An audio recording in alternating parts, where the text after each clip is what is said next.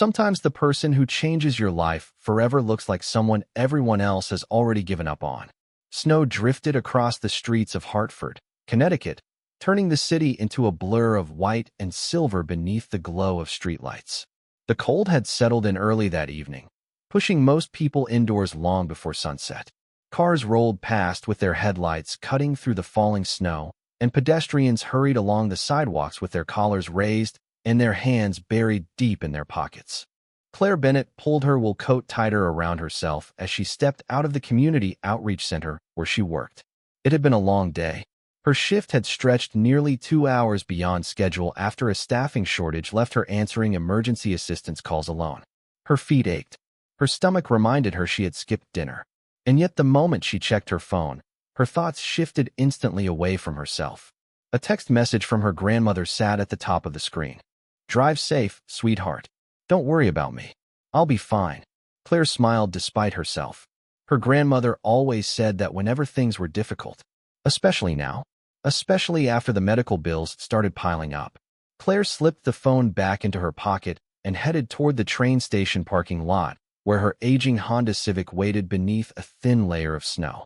Halfway there, she noticed something unusual. A man stood alone near the station entrance. He appeared to be in his late 30s. His dark winter coat was plain. His gloves looked worn. Snow had collected across his shoulders as if he had been standing there for quite some time. Most people walked around him without a second glance. A few briefly looked his way before continuing on. Claire probably would have done the same if not for one detail. The man wasn't looking at his phone. He wasn't waiting for someone. He wasn't searching for a rideshare. He simply stood there staring across the street with a strange expression that didn't quite belong. It wasn't fear. It wasn't confusion exactly. It was something closer to being lost. The man glanced at passing cars, then at the nearby buildings, then back toward the station. For a moment, Claire slowed her pace. The wind swept through the street, carrying snowflakes between them. She hesitated. She was tired. She wanted to go home. She wanted a hot meal and a quiet evening with her grandmother. But something about the man kept her from walking away. Before she could change her mind, she crossed the sidewalk toward him. "Excuse me," she said gently. The man turned. His blue eyes met hers, surprised. "Are you okay?" she asked. For a second, he simply looked at her as though he hadn't expected anyone to stop. Then a faint smile appeared. "Honestly," he said, "I don't think I am." Claire laughed softly. "That's not usually a good sign." The man glanced down at the snow-covered pavement. "I think I'm lost." She looked around. "Lost?" He nodded. "I know that sounds ridiculous. A little. I know where I live." He paused. "At least I think I do." Claire blinked. "You think?" Another embarrassed smile crossed his face. "I came out this morning trying something different. Left my phone behind. No GPS. No driver. No assistant." "No assistant?" Claire asked. "Long story." The man rubbed his hands together against the cold. "I got farther than I expected. Then I took the wrong train. Then the wrong bus. Then another wrong bus." Claire couldn't help smiling. "That's impressive. Thank you. I think." Snow continued falling around them. Most people still ignored the conversation entirely. They hurried past without slowing down. The man looked over his shoulder toward the dark street beyond the station. "I've spent the last 2 hours trying to figure out how to get home." Claire tilted her head. "Do you at least know your address?" "Part of it. Part of it. This conversation is making me sound less intelligent by the minute." She laughed again. There was something strangely genuine about him. Not helpless. Not looking for sympathy. Just honestly stuck. "What's your name?" she asked. "William." "I'm Claire." He offered his hand. She shook it. His grip was warm despite the cold. "Nice to meet you, Claire." "Nice to meet you too." William looked around once more before lowering his voice slightly. "Can I ask you something?" "Sure." If someone was trying to get home and had absolutely no idea where they were anymore. Claire raised an eyebrow. "Hypothetically. Very hypothetically. Where would they start?" Claire smiled. The snow continued falling between them. Somewhere in the distance a train whistle echoed through the night.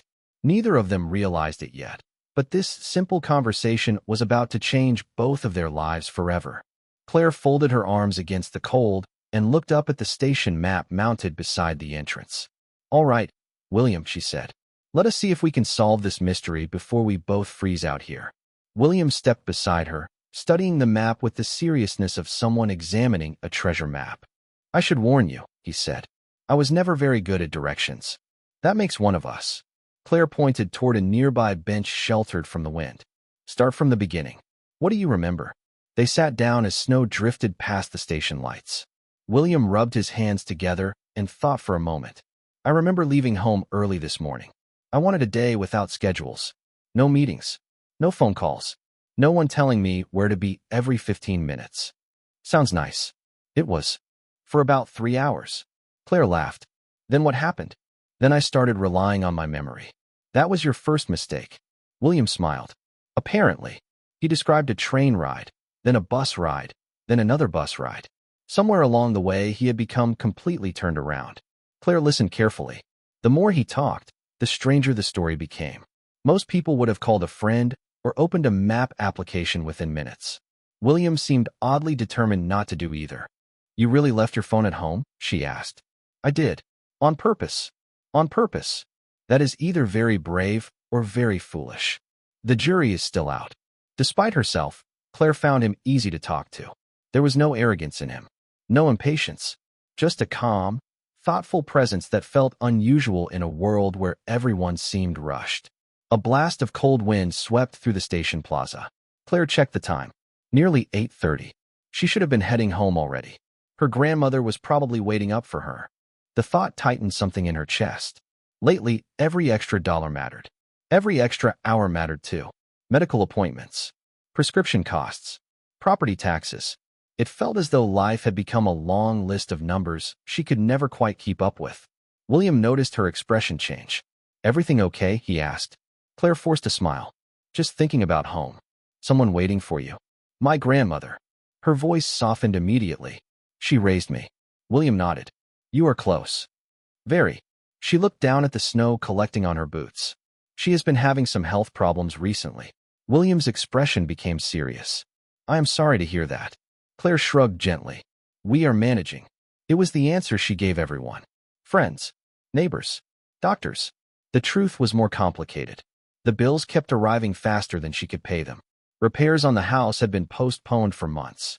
Some nights she lay awake wondering how much longer she could hold everything together. But she had learned not to complain. William was quiet for a moment. You still stopped to help a stranger tonight. Claire smiled faintly. My grandmother would never forgive me if I did not. Even after a long day? Especially after a long day. Something about that answer seemed to affect him. He looked away toward the falling snow. For a brief second, his thoughtful expression carried a weight Claire could not quite understand. Then it disappeared. Your grandmother sounds like a remarkable woman. She is. Claire stood and walked toward a small information kiosk near the station wall. After searching through a drawer, she found a folded paper transit guide. Most people used phones now. Few even noticed the paper maps anymore. She returned and handed it to William. Here. He accepted it carefully. What is this? Your survival guide. She opened it across the bench between them. These are the train lines. These are the bus routes. Start showing me where you remember going. William leaned closer. Together they traced routes across the faded map. Slowly, pieces of the day began fitting together. Not enough to identify his address, but enough to narrow down possibilities. Nearly 30 minutes passed without either of them noticing. Finally, William sat back and smiled. You know, he said, you are surprisingly good at this. Years of helping lost people call community assistance lines. And here I thought I was special. You are currently competing with a man who once got lost inside a shopping mall. William laughed. The sound surprised both of them. It was genuine, warm, the kind of laugh that seemed rare. Claire realized she had not laughed this much all week. Then William carefully folded the transit guide and slipped it into his coat pocket. Thank you, he said quietly. For the map? For stopping. Claire looked at him for a moment. Around them, people continued rushing past without noticing either of them. Snow fell steadily across the city. Somewhere beyond the station lights, another train arrived with a distant rumble. And for reasons she could not explain, Claire had a feeling that this was not going to be the last time she saw William Hayes. Claire finally glanced at the clock above the station entrance and felt her eyes widen. Oh no. William looked up from the folded transit guide. What happened? I promised my grandmother I would be home 30 minutes ago. He immediately stood. Then I have already taken too much of your evening. You did not take it. Claire smiled as she adjusted her scarf. You just made it more interesting. The two of them walked toward the parking lot together. Snow crunched beneath their boots, and the cold air carried the distant sound of traffic moving through downtown Hartford. For a few moments, neither of them spoke. The silence felt comfortable rather than awkward. Claire found herself wondering how someone could seem both confident and completely out of place at the same time. William carried himself like a man accustomed to responsibility, yet tonight he had looked genuinely grateful for the smallest act of help. When they reached her car, Claire stopped beside the driver's door. "All right," she said. "Tell me honestly, do you actually know where you are staying tonight?" William hesitated just long enough for her to know the answer. "That bad, huh?" she asked. He laughed softly. "Worse than I would like to admit." Claire shook her head. "Do you at least remember the town?" Maybe. I am beginning to understand why people stopped helping me after the first few questions." Claire could not help smiling. Then an idea occurred to her. She reached into the back seat of her car and grabbed a small spiral notebook she always carried for work. The cover was worn from years of use. Pages were filled with community resources, emergency contacts, transportation routes, and handwritten notes collected over countless shifts helping strangers solve problems. She flipped through several pages before tearing out a blank sheet. Leaning against the hood of her car, she carefully wrote down several transit routes, shelter information, taxi numbers, and the address of a 24-hour assistance center. Then she sketched a simple map connecting the major transportation hubs around the city. William watched quietly. "You carry all that information around with you?" he asked. "Occupational hazard. Most people would have opened an application. Most applications stop working when batteries die." She handed him the page. "Keep this." William accepted it with surprising care. The paper looked ordinary. A few lines. A few phone numbers. Nothing special. Yet he studied it as though she had handed him something valuable. "Thank you," he said. "Seriously. You are welcome." He folded the page neatly and slipped it inside his coat pocket. Something about the gesture made Claire smile. Most people would have crumpled it into a jacket pocket without thinking. William treated it like it mattered. A gust of wind swept across the parking lot. Claire shivered. "You should get moving before the weather gets worse." William nodded. "And you should get home to your grandmother." For a moment, they simply stood there beneath the falling snow. Then William extended his hand again. "I am glad you stopped tonight, Claire." She shook it. "I am glad too." His smile lingered a second longer before he turned and headed back toward the station. Claire watched him disappear into the snowy evening. Something told her the story was not finished. She just could not explain why. 20 minutes later, she pulled into the driveway of the small house she shared with her grandmother. Warm light glowed through the kitchen window. The sight instantly eased some of the tension she carried every day. Inside, the familiar smell of vegetable soup greeted her. Her grandmother sat at the kitchen table wrapped in a knitted cardigan. "There she is," she said with a smile. "I was starting to think the snow carried you away." Claire laughed and kissed her cheek. "Not tonight." As she hung up her coat, her grandmother noticed the thoughtful expression on her face. Something happened. It was not a question. Claire poured herself a bowl of soup and sat down across from her. "I met someone strange tonight." Her grandmother raised an eyebrow. "Strange good or strange bad?" "Strange lost." The older woman laughed. "That sounds promising." Claire found herself telling the entire story. The train station, the missing directions, the conversation, the paper map, everything. Her grandmother listened carefully, occasionally smiling into her tea. When Claire finished, the older woman remained quiet for a moment. Then she said, "Most people would have walked right past him." Claire shrugged. "I know, but you did not." "No." Her grandmother reached across the table and squeezed her hand. "Never lose that." Claire smiled softly. Outside, snow continued falling against the windows. The little house felt warm and safe despite the financial worries waiting beyond its walls. Yet miles away, in a luxury hotel suite overlooking the city, William Hayes sat alone at a desk. The folded page Claire had given him rested in front of him. A man in a dark suit stood nearby holding a tablet. "Would you like tomorrow's reports, sir?" the man asked. William barely looked up. His attention remained fixed on the handwritten map. Finally, he smiled to himself. "Not yet," he said quietly. "I think tomorrow is going to be very interesting." The next morning arrived bright and cold, with sunlight reflecting off fresh snow that covered Hartford like a clean white blanket. Claire was already at her desk inside the Community Outreach Center before 8 o'clock. Phones rang steadily around her. Requests for transportation assistance, housing referrals, food programs, and medical resources filled the morning hours exactly as they always did. Yet every now and then her thoughts drifted back to the stranger she had met the night before. She wondered if he had managed to find his way home. She wondered whether the handwritten map had actually helped. Mostly, she wondered why she kept thinking about him at all. By lunchtime, she had nearly forgotten about the encounter when one of her co-workers walked into the break room carrying a box of donated pastries. "Take one before they disappear," her friend Megan said. Claire reached for a cinnamon roll and smiled. "You are doing important work today." Megan laughed. "I know." A few minutes later, Claire stepped outside to enjoy the rare winter sunshine. The air was still cold enough to sting her cheeks. Across the street sat a small grocery store where many neighborhood residents stopped before heading home. Claire was halfway through her coffee when she noticed a familiar figure standing near the entrance. At first, she thought she was imagining it. Then the man turned. William. He looked just as surprised to see her. For a second, neither of them moved. Then Claire crossed the street. "You found your way home," she said. William smiled. "Eventually. And yet somehow you ended up here. Funny coincidence." Claire narrowed her eyes playfully. "You are not very convincing." William laughed. "Fair enough." He held up a paper grocery bag. "I was buying lunch." "From a grocery store?" "I am expanding my horizons." Claire shook her head, smiling despite herself. There was something refreshingly honest about the way he delivered even his most ridiculous explanations. They stood talking for several minutes. Nearby, shoppers came and went through the automatic doors. An elderly woman carrying 2 heavy bags struggled to push her cart through a patch of slush near the curb. Before Claire could react, William immediately stepped forward. "Allow me," he said. The woman smiled gratefully as he carried her groceries to her car. Claire watched him from across the parking lot. Most people helped when they knew others were watching.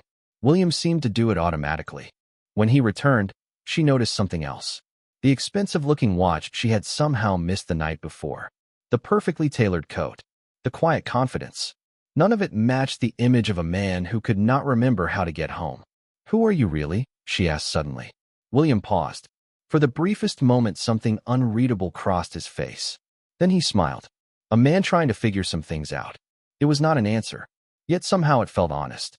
Before Claire could ask another question, her phone vibrated. The smile faded immediately when she saw the number. "The hospital." She answered quickly. After a short conversation, her shoulders tightened. "Everything okay?" William asked once she ended the call. Claire forced a small smile. "My grandmother has another appointment next week." "Is that good news?" "Not exactly bad news. Just more tests." William nodded gently. He did not ask intrusive questions. He did not offer empty reassurance. Somehow that made his concern feel more genuine. "She is lucky to have you," he said quietly. Claire looked away for a moment. "Some days I am not sure I am doing enough." "I doubt she feels that way." The words landed more heavily than he probably intended. Claire suddenly felt the weight of the past few months pressing against her again. The bills, the repairs, the uncertainty. Yet standing there in the winter sunlight, she felt strangely lighter than she had in weeks. A city bus pulled up nearby. William glanced toward it. "That is my ride." Claire laughed. "You know where you are going this time?" "I have an excellent map." He tapped the inside pocket of his coat, the same pocket where he had placed her handwritten directions the night before. Somehow that simple gesture made her smile. As William boarded the bus, he looked back through the open doors. "It was good seeing you again, Claire." "You too." The doors closed. The bus pulled away. Claire watched until it disappeared around the corner. What she did not see was the black SUV parked half a block away. Inside, 2 men in business suits quietly observed the departing bus and the smiling woman standing on the sidewalk. One of them glanced at a tablet filled with notes. The other looked toward the bus carrying William Hayes and said softly, "Phase 2 appears to be working exactly as planned." William Hayes sat at the head of a polished conference table on the 32nd floor of Hayes Global Headquarters, looking nothing like the lost man Claire Bennett believed him to be. Floor-to-ceiling windows revealed the Hartford skyline beneath a pale winter sun. Around him sat senior executives, research analysts, and project managers waiting for instructions. A large screen displayed charts, behavioral data, and field reports collected over the past 6 months. Yet William's attention remained fixed on a single item resting beside his notebook. A folded sheet of paper. Claire's handwritten map. "We are ready to review the latest findings, sir," one executive said. William finally looked up. "Go ahead." The presentation began. Numbers appeared across the screen.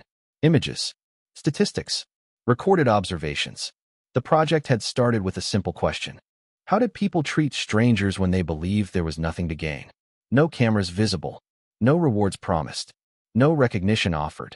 William had funded the initiative himself after growing increasingly skeptical of the world surrounding him. As one of the wealthiest business leaders in the country, he had spent years wondering whether people responded to him or merely to his status. So he created an experiment. He would move through ordinary communities without revealing his identity. No luxury vehicles. No assistants. No introductions. Just a stranger needing help. The results had been disappointing. Most people ignored him. Some brushed him aside politely. Others offered directions without stopping long enough to listen. A few treated him as though he were an inconvenience. William had expected some of that. What he had not expected was Claire. A new image appeared on the screen. Security footage from the train station. There she was, crossing the snowy sidewalk toward him while dozens of people continued walking past. The analyst presenting the report smiled. Subject number 47. Claire Bennett. Another image appeared. Claire helping at the outreach center. Claire carrying supplies for elderly residents. Claire volunteering after work. Claire sitting beside her grandmother during a medical appointment. William listened quietly as the report continued. Background review confirms a consistent pattern of community service extending back nearly 8 years. No evidence of self-promotion. No significant social media presence. No financial incentive linked to observed behavior. Recommendation remains unchanged.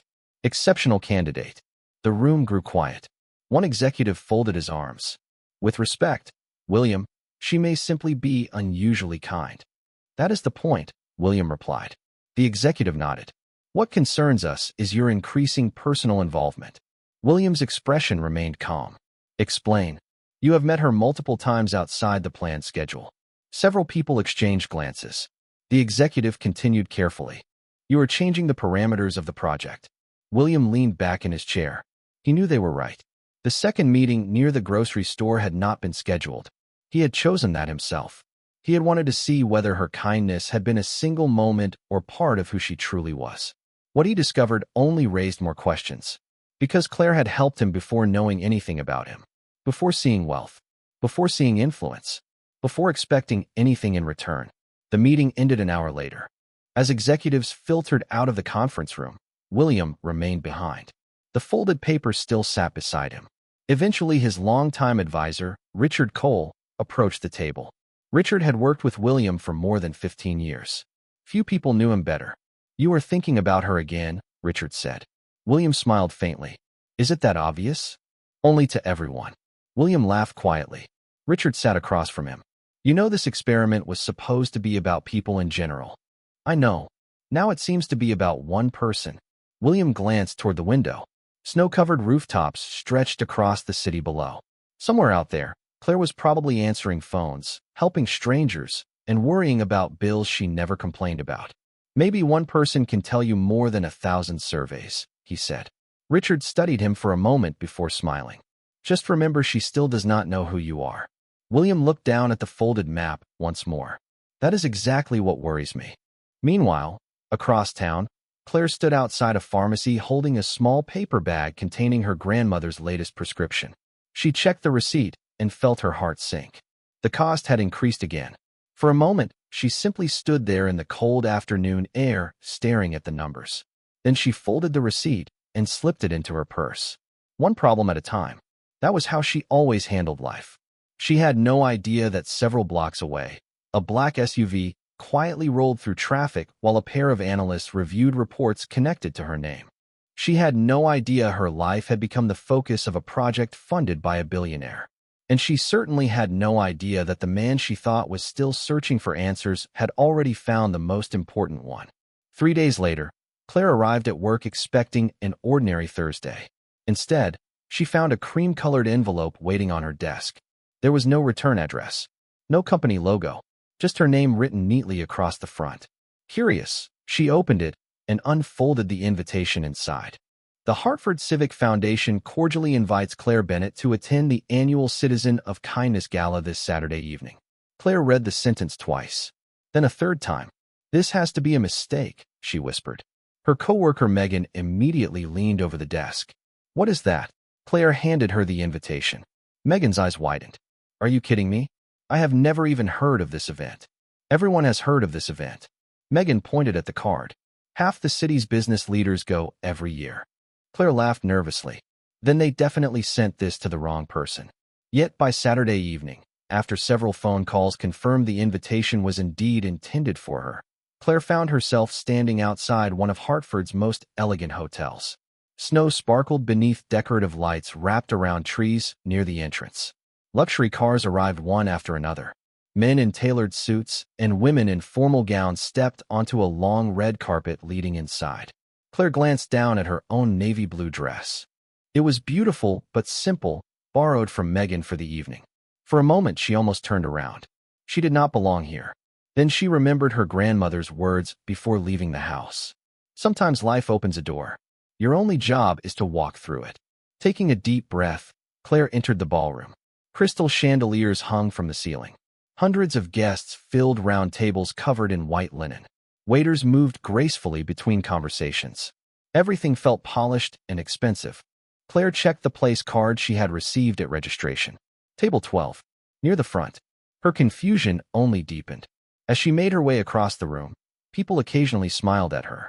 Some seemed to recognize her even though she had never seen them before. She sat down and tried to relax. A few minutes later the lights dimmed. The evening program began. The chairman of the foundation stepped onto the stage and welcomed everyone. Awards were announced. Scholarships were celebrated. Community leaders received recognition.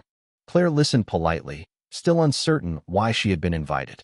Then the chairman returned to the microphone with a different expression. "Tonight," he said, "we would also like to recognize an individual whose actions reminded us why kindness still matters." A large screen behind him illuminated. Claire barely paid attention at first. Then an image appeared. A snowy train station. Her breath caught. Another image followed. Herself crossing the sidewalk. Herself speaking with a man near the station entrance. The room seemed to disappear around her. More photographs appeared. The grocery store parking lot. The handwritten map. The community outreach center. Claire stared at the screen in disbelief. Murmurs spread through the ballroom. The chairman continued speaking, but his words felt distant. Her heart pounded louder with every passing second. Finally, the screen displayed one final image.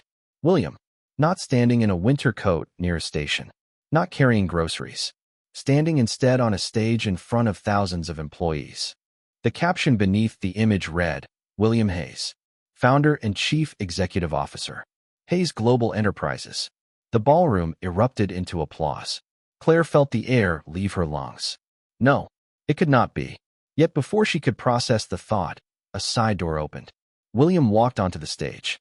This time there was no disguise, no uncertainty, no pretending to be lost. The audience rose to their feet. Some people even cheered. Claire remained frozen in her chair. William stepped toward the microphone and looked out across the room. Then his eyes found hers. For one brief moment, everything else faded away. "A few months ago," he began, "I started a project designed to answer a simple question. What happens when kindness has no audience, no reward, and no reason beyond compassion itself?" Claire's hands tightened around the edge of the table. The answer she had been searching for suddenly stood under the brightest spotlight in the room. And for the first time since meeting him, she realized she had never truly known who William Hayes was at all. For the rest of William's speech, Claire barely heard a word. The applause, the lights, the elegant ballroom, all of it felt distant and unreal. One thought repeated itself over and over in her mind. He knew exactly who he was the entire time. When the presentation ended, guests rose from their seats and filled the room with conversation. Several people approached Claire immediately. Some congratulated her. Others thanked her for her service to the community. A few reporters appeared with cameras and questions. Claire answered none of them. Her eyes remained fixed on the stage where William was still surrounded by executives and foundation directors. The man who had stood lost in the snow asking for directions now seemed perfectly at home beneath the spotlight. After several minutes, William finally excused himself and made his way toward her. Claire met him halfway across the ballroom. The moment their eyes locked, he knew. The warmth that had always greeted him was gone. "Claire," he said quietly, "please let me explain." "Explain what?" she asked. "Which part would you like me to start with?" William stopped a few feet away. Around them, guests sensed the tension and slowly drifted elsewhere. "I never wanted to hurt you." Claire laughed once, though there was no humor in it. "You never wanted to hurt me?" "No." "Then why did you lie to me?" William opened his mouth, but found no immediate answer. "I did not lie about everything." Claire stared at him in disbelief. "You let me believe you were some confused stranger who could not find his way home." "At first, yes." "At first." Her voice remained calm, which somehow made the disappointment sharper. "Then you kept showing up. The grocery store. The conversations. All of it." William lowered his gaze briefly. "I wanted to know if what I saw that first night was real. So I was a test." "No." "Then what was I?" The question hung between them. William searched for the right words. For perhaps the first time in years, none came easily. "You were never a project to me." Claire folded her arms. "That is difficult to believe when there are photographs and reports about my life." William's expression shifted. He realized immediately what she had seen. "You saw the presentation." "Enough of it." Claire shook her head. "Did your team follow me?" William hesitated. That hesitation was answer enough. The hurt that crossed Claire's face hit harder than any accusation. "Unbelievable." She stepped back. "Claire, do you know what makes this worse?" she asked. "It is not the money. It is not the title. It is not even the fact that you are famous." Her eyes glistened under the ballroom lights. "It is that I trusted you." William felt every word. Because she was right. He had convinced himself the project justified the secrecy. He had convinced himself there would be time to explain later. Standing there now, he saw how selfish that reasoning sounded. "You have every right to be angry," he said quietly. "Angry?" Claire looked around the ballroom. Crystal chandeliers reflected across polished floors. Powerful people laughed over expensive dinners. "You turned kindness into an experiment." "That was never the purpose." "Then what was?" William took a slow breath. "The purpose was to find proof that people like you still exist." Claire stared at him. For a brief second, his honesty almost broke through her anger. Almost. But the wound was still too fresh. "I think I should leave." The words landed harder than he expected. "Please do not go like this." "How else am I supposed to go?" she asked softly. William had no answer. Claire reached into her purse and removed the invitation she had received days earlier. She placed it on a nearby table. "You know what is funny?" she said. "When I first met you, I thought you were lost." She shook her head. "Turns out I was the one who had no idea where I was." Then she turned and walked away. William watched her disappear through the ballroom doors. Every instinct told him to follow her. Yet something stopped him. Perhaps respect. Perhaps guilt. Perhaps the realization that some mistakes could not be fixed with explanations. Across the room, Richard approached quietly. "That could have gone better," he said. William continued staring toward the empty doorway. "I know." Outside, snow had begun falling again. Claire stepped into the cold night air and pulled her coat tighter around herself. The city lights blurred through tears she refused to let fall. She felt embarrassed, used, angry. Yet beneath all of it was something even more painful. She missed the man she thought she had met at the train station. And for the first time since this strange story began, William Hayes found himself facing a problem that money, influence, and success could not solve. The weeks that followed passed more quietly than either of them expected. Claire threw herself into work, focusing on everything she could control. She helped families find housing assistance, arranged transportation for elderly residents, and spent every spare moment with her grandmother.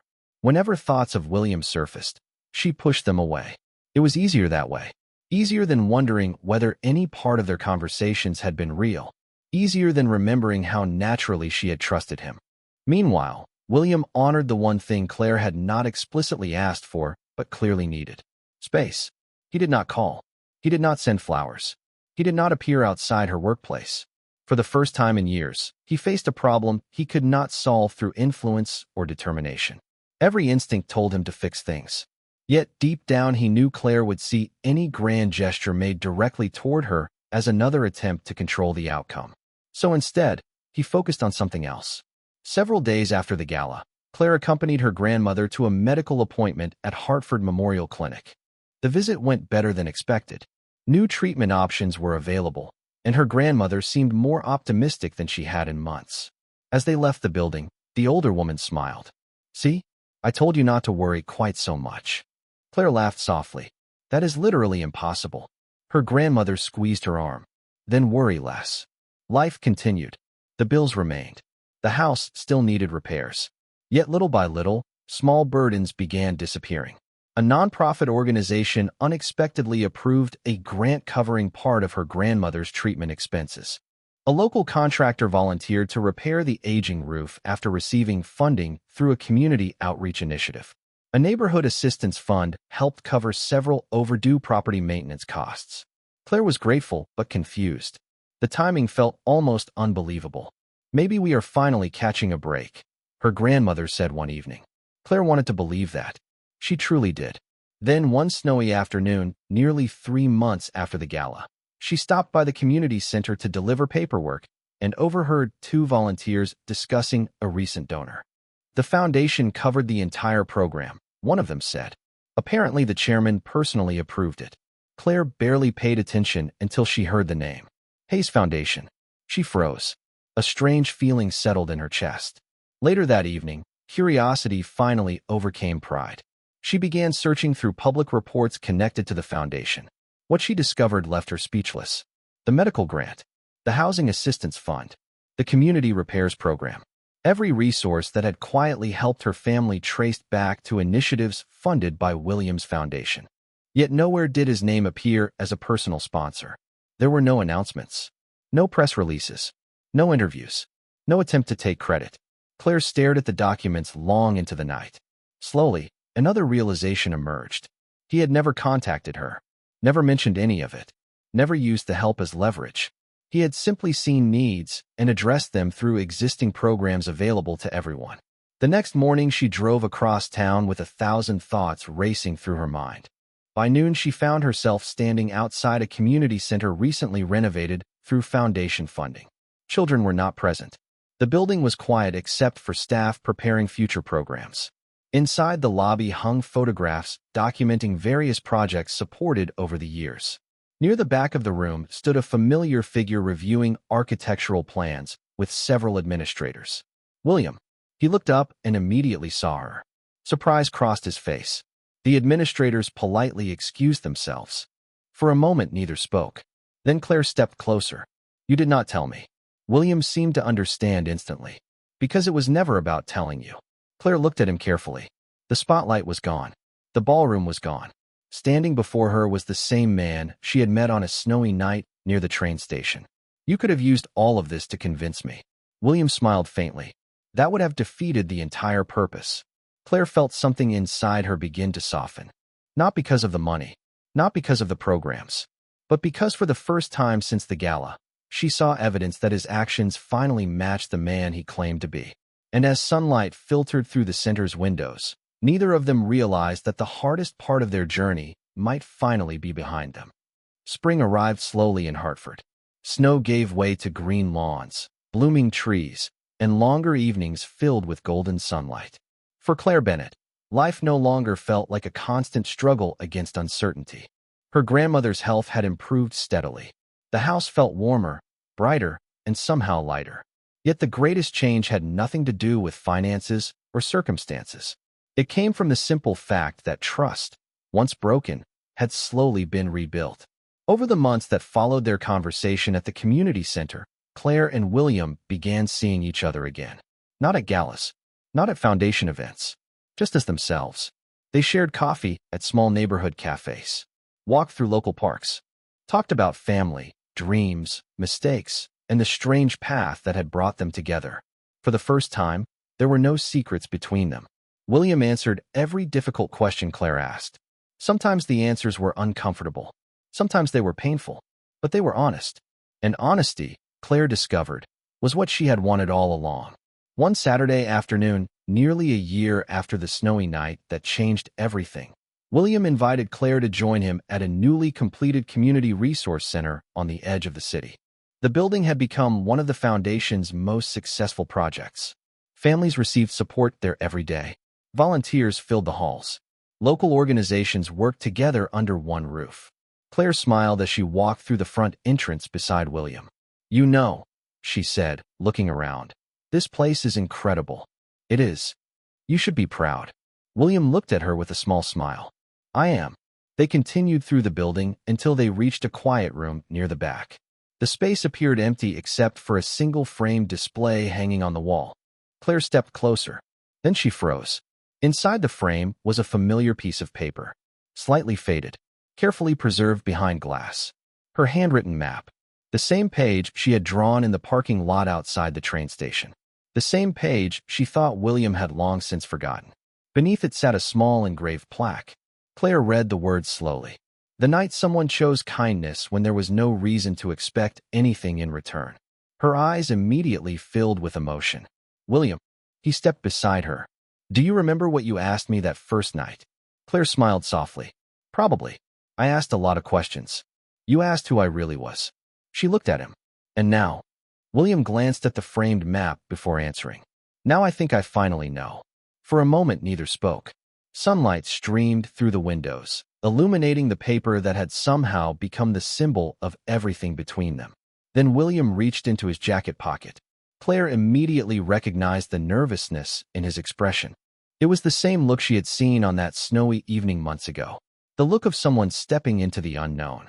He pulled out a small box and held it carefully in both hands. Claire's breath caught. William laughed softly. "I had a speech prepared." "You did? A very good one. What happened to it?" "I forgot all of it." Claire laughed through tears. William took a slow breath. "Then I will just tell the truth." He opened the box. Inside rested a simple, elegant ring. "The night we met, you helped a stranger find his way home. What I did not realize was that I had been lost long before that day." His voice grew quieter. "You reminded me what matters. Not success, not recognition, not wealth. People, family, kindness. The things I should have valued more from the beginning." Claire covered her mouth as tears slipped down her cheeks. William smiled. "Claire Bennett, will you marry me?" For one beautiful second, neither moved. Then Claire laughed, cried, and nodded all at once. "Yes."